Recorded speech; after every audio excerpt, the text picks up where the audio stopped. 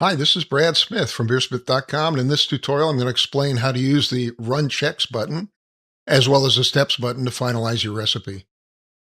So the Run Checks button is a new button added here on the main design screen for a recipe.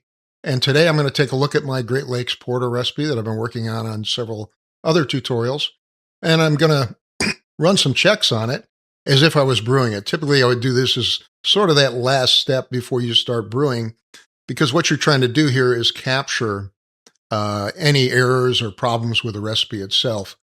And so the run checks runs a whole bunch of checks against the thing, including inconsistent volumes, out of bounds styles in the recipe, bad dates, and other little inconsistencies in your recipe. So I'm going to just try it with my recipe here.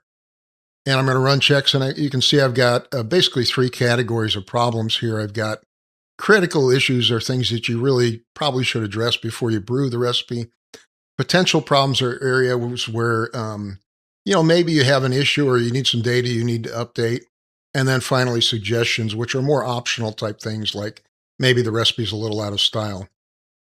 So for this particular recipe, I'm going to move this down just a little bit. We can see that the brew date's out of date. So you can see, for example, I brewed it last fall, and I guess I forgot to change the date here. So I probably want to update the brew date and put today's brew date in it. You can also see that I have no yeast ingredients added. So that's a pretty big problem. Obviously, I need to go back and add a yeast ingredient to the recipe. And then it's got other warnings, like my mash volume is actually larger than my mash tun volume for my equipment profile. So for example, I actually have too much grain to fit in my mash tun. So I probably need to address that either by updating my equipment profile so it has the right mash volume in it, or perhaps, use less grains in the recipe, or less water in the recipe is another option too. And if we go down to potential problems, you can see I have a target water profile set, which I did cover how to adjust your water profiles in a separate tutorial.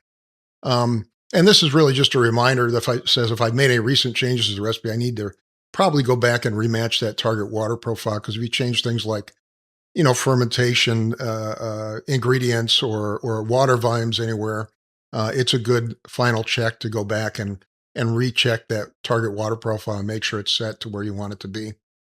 Then I have another warning on using pickling lime. I am using pickling lime as a water salt here. It's one of the ingredients in this recipe. But it says, just a reminder, make sure you add those after you mash in your grains, or you get up with a cloudiness issue in the recipe itself. And then at the bottom, you can see I've got some style issues as well. The estimated color is outside the range. So if I move this up, you can see the color here is a little too high for this particular style. So, obviously, if I really am targeting a really dark porter, that might be okay. But in many cases, I might just want to, adjust the grain bill a little bit to get that back in style.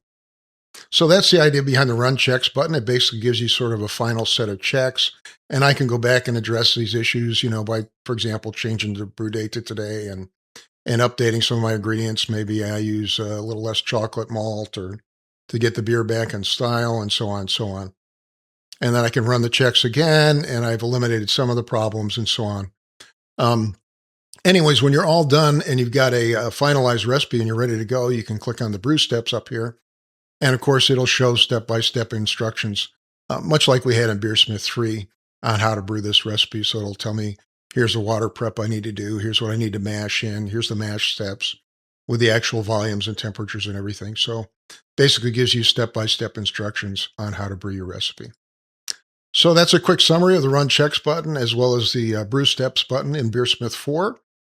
If you want to learn more about BeerSmith 4, you can go to our website at BeerSmith.com, and we have more tutorials available from the tutorials link there.